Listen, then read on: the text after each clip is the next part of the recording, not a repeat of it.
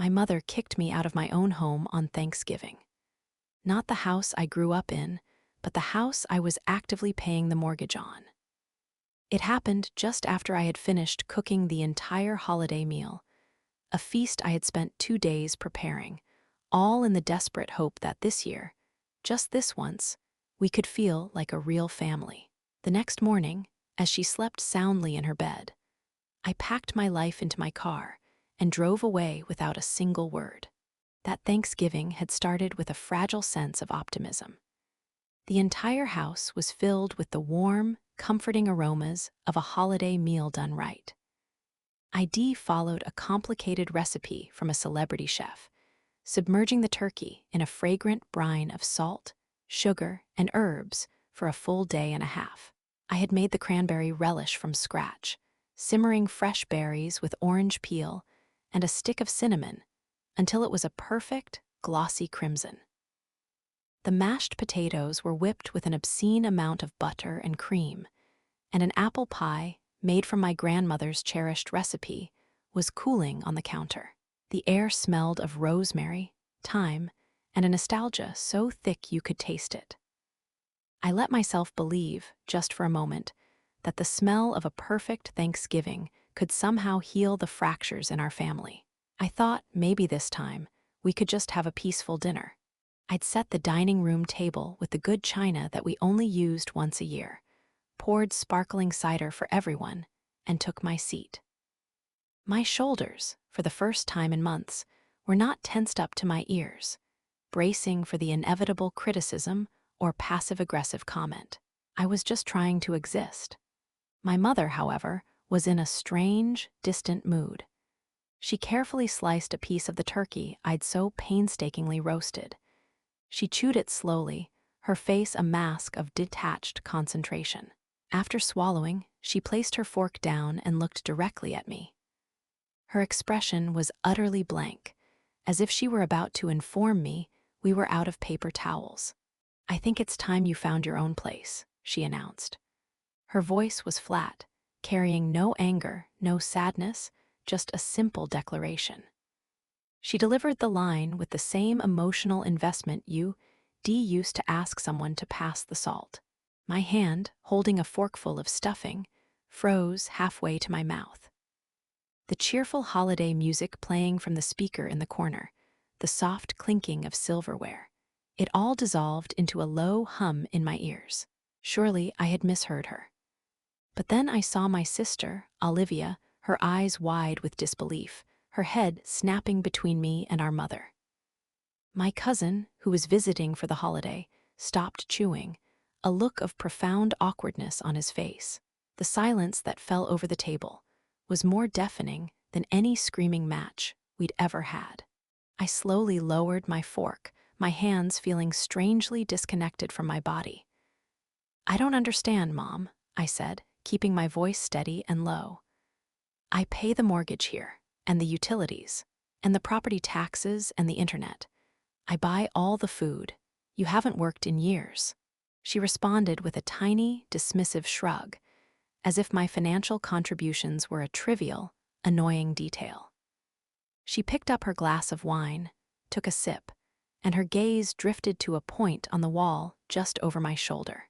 "I just need my space," she said, almost to herself. "I feel like I need to have my house back." Her house? The words felt like a slap. In her narrative, I was no longer the daughter who had saved her home from foreclosure. I was an intruder, an obstacle to her personal freedom. To give you some context, I'm 27. I work as a graphic designer, and about 4 years ago, my mom lost her longtime job as a paralegal when the law firm she worked for downsized. She was in her late 50s, and the job market was brutal. Her savings evaporated quickly, and soon, certified letters from the bank started arriving. I was living in a small apartment downtown at the time, perfectly happy on my own. But I couldn't stand by and watch my mother lose her home, so I made a choice. I gave up my apartment and moved back in. I didn't do it because I couldn't afford my own place. I did it to save hers. I immediately took over every single bill. The mortgage payment was on auto draft from my bank account. The electric bill, the water bill, the high-speed internet she used to stream shows all day, even her car insurance. I never asked her to contribute a single dollar. My logic was simple. She's my mom. This is what you do for family.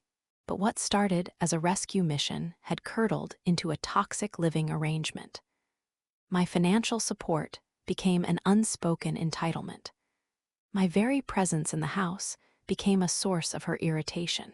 If a coffee cup of hers was left on the counter, she would sigh loudly about how messy the house was getting. If I had to take a late work call from my room, I was being disruptive to her sleep. She would constantly make comments about how lucky I was to have a roof over my head, a roof that was, in every practical sense, mine. I absorbed it all. I told myself she was depressed and lashing out because she felt a loss of control. I navigated her moods, her days of silent treatment, and the constant undercurrent of resentment. After her Thanksgiving declaration, I didn't yell. I didn't cry or throw a plate. I just looked at her as she picked up her fork and resumed her meal as if she hadn't just detonated our lives. My appetite had vanished. "I think I'm feeling a little sick," I mumbled, pushing my chair away from the table. I walked down the hall to my bedroom and shut the door behind me. I sat on my bed for what felt like hours, her words echoing in the quiet room. "I think it's time you found your own place." It wasn't the culmination of a fight. It was a cold, premeditated eviction. With a strange and sudden clarity, I stood up and started to pack. There was no rage, just a chilling sense of purpose. I folded my sweaters, stacked my books in a box, and carefully wrapped my computer monitor in a thick blanket. I had no idea where I would sleep that night, but I knew with absolute certainty that I could not stay there. In all that time, she never came to my room. She never knocked to ask what I was doing or if I was all right. It was as if a switch had been flipped and I had simply ceased to exist for her. The next morning, the house was silent except for the faint sound of her snoring from down the hall. I made 3 trips to my car in the cold November dawn, carrying my boxes and a suitcase. I paused in the living room and looked at the remains of the feast on the dining room table, a sad monument to my misplaced hope. Then I walked out the front door, pulling it closed behind me. It didn't slam. It just clicked shut, a quiet, final sound that marked the end of a chapter. For a few days, I clung to a tiny, foolish hope that she would call. That maybe, once she realized what she had done, she would reach out, horrified by her own cruelty. But the days passed in absolute silence. The woman whose life I had been bankrolling didn't even bother to send a text message to see if I was homeless or safe. I ended up at the apartment of my best friend, Mark. He opened his door at 7 in the morning to find me standing on his doorstep with a suitcase, and he didn't even ask what was wrong. He just pulled me into a hug and put on a pot of coffee. The warmth of his unquestioning kindness was so jarringly different from the icy dismissal I just experienced that it finally broke me, and I sobbed on his couch for an hour. After a few days of manic online searching, I found a small studio apartment in a neighborhood I could afford. It was on the 4th floor of an old brick building with no elevator. It was just one room with a kitchenette and a tiny bathroom. But when the landlord handed me the keys and I stood alone in that empty space, the only thing I felt was a profound, bone-deep sense of peace. This was mine. No one could criticize my existence here. No one could make me feel like an unwelcome guest in my own life. About a week after I moved, I received a text from my sister, Olivia. It just said, "You need to call me. Mom is telling everyone a crazy story." My stomach tightened as I dialed her number. What she told me next made me feel sick. Apparently, my mother had wasted no time in launching a public relations campaign against me. She was telling all our relatives and her friends that I had thrown a massive, unprovoked tantrum on Thanksgiving. That I had screamed at her, called her horrible names, and stormed out of the house in a fit of selfish rage, abandoning her. She was the poor, long-suffering victim, and I was the volatile, ungrateful daughter. And people were buying it. Our Aunt Margaret had called my mother in tears, offering to organize a meal delivery service for her. My own uncle, who I had always been close to, had unfollowed me on social media. My cousin Emily had removed me from the family group, chat without a word. I was being quietly excommunicated, erased by a fiction she had created to absolve herself of any guilt. She hadn't just thrown me out of her house. She was trying to throw me out of the family. In that moment, something inside me broke. For years, I had been the family shock absorber. I had stayed quiet. I had made excuses for her behavior. I had protected her image, all for the sake of a peace that never really existed. I was done. If she was going to burn down my reputation, I wasn't going to just stand by and let it happen. My first instinct was to fire off a furious, all-caps message to the entire family, detailing every lie. But I knew that would only make me look unhinged. So I chose a more powerful weapon: cold, hard facts. I sat down at my new, empty kitchen counter and wrote a social media post. It was calm, detailed, and factual. I laid out the simple timeline of events. I stated clearly that I had been paying 100% of the household expenses for 4 years. I described the Thanksgiving dinner I had prepared, and I quoted her exact words to me at the table. I didn't resort to name-calling or insults. I simply presented my side of the story and attached a single, redacted screenshot of a recent mortgage payment clearing from my bank account. I let the evidence speak for itself. Then, I posted it, turned my phone off, and prepared for the inevitable explosion. I spent the rest of the day in a state of high anxiety, walking around my empty apartment, certain I had just made everything worse. When I finally found the courage to turn my phone back on that evening, it lit up with an avalanche of notifications. The first message I opened was from my Aunt Susan, my mother's older sister, who was always the most rational one. "I am so incredibly sorry," it read. "Your post was a shock.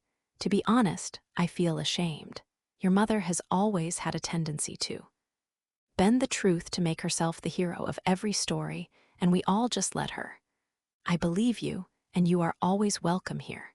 Reading that, I felt the first crack appear in the emotional fortress I had built around myself. More messages trickled in. My cousin Emily sent a text. "We all knew something was wrong in that house, but nobody wanted to get involved. I am so sorry for just cutting you out." It was a painful kind of vindication, knowing that my struggles hadn't been imaginary. They had just been inconvenient for everyone else to acknowledge. Of course, the real nuclear reaction came from my mother. Someone had obviously shown her the post. I woke up the next morning to a stream of frantic texts that ran the full gamut of emotional manipulation. First, the guilt.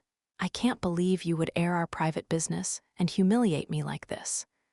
After all I've done for you." Next came the rage and gaslighting. "You twisted everything. I never said you had to leave. You're the one who chose to storm out. You are always so dramatic and always play the victim." And finally, her desperate, last-ditch effort: "I am your mother." I read her words, and for the first time in my life, her anger didn't touch me.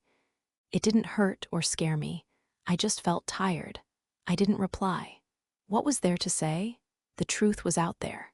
She had built a house of lies, and now she had to live in it. Over the next few weeks, a new, peaceful quiet settled into my life. I started to build a home in my little studio. I bought a comfortable armchair from a thrift store, a cheap coffee maker, and a rug that was so soft it felt like a cloud. I started cooking again, not for an audience, but for myself. Simple, nourishing meals I could eat on my couch while watching a movie without feeling judged. I started sleeping through the night, free from the low-level hum of anxiety that had been my constant companion for years. I had been living in so much emotional noise that I hadn't even realized it until it was gone. A month later, my sister Olivia asked to meet for coffee. She was still living at home, caught in the middle of the fallout. She looked drained. "It's been an absolute disaster since you left," she said, nervously shredding a napkin. "Mom has no idea how to manage money. The power was shut off for a day because she forgot to pay the bill. She's been calling Grandma trying to borrow money, and even Grandma finally told her no." Olivia looked up at me, her eyes full of a weary kind of pity. "She blames you for everything, of course. She says you abandoned her. But she said something else the other night." "What did she say?" I asked. Olivia took a deep breath. She said, "Your sister did the right thing. She should have left a long time ago." Hearing that, relayed from the only other person who had witnessed the whole toxic dynamic firsthand, felt like a release. It was the validation I didn't even know I was desperate for. Olivia told me she was saving every penny she could to move out herself. I promised her that the second she was ready, I would be there with my car and boxes to help her. A few days after that coffee, there was a knock on my apartment door. I peered through the peephole and my stomach dropped. It was my mother. She was holding a store-bought apple pie, a pathetic, insulting peace offering. She had a tight, rehearsed smile plastered on her face. I opened the door but stood in the doorway, blocking her entry. I stepped into the public hallway to face her. "What do you want, Mom?" She launched into a prepared monologue about how much she missed me, how quiet the house was, how we had just had a misunderstanding and should try to start over. I listened patiently until she was done. Then I asked the only question that mattered. "Are you here to apologize?" Her smile faltered. She shifted her weight from one foot to the other. "Well," she began, "I think we both said things we regret. There's blame on both sides." And that was it. That was the answer. In that one sentence, I knew with absolute certainty that she was incapable of change, incapable of genuine remorse. I looked at the woman who had brought me into this world and then tried to tear my world down, and all I felt was a deep, quiet finality. "I wish you the best, Mom," I said softly. Then I turned around, walked back into my apartment, and closed the door. I didn't slam it. I didn't raise my voice. I just closed it. I wasn't angry anymore. I was just finished. It's been almost a year now. My little studio apartment is full of green plants, books I love, and the quiet comfort of my own company. It feels more like home than that big house ever did. My sister Olivia moved into an apartment with a friend from college 6 months ago, and she is flourishing. We see each other all the time. We're finally building the relationship we never could have under our mother's roof. My social media post is still up. I never took it down. It's not there as an act of revenge, but as a permanent record of the truth. My mother will always see it as a betrayal, but the real betrayal wasn't a social media post. It was a cold command delivered over a Thanksgiving feast. It was years of taking without gratitude. I spent a long time sacrificing my own happiness for someone else's. But now, I'm finally living for myself. There are no conditions, no guilt, no walking on eggshells. There is just peace. And I've learned that true peace is the most valuable thing you can ever own.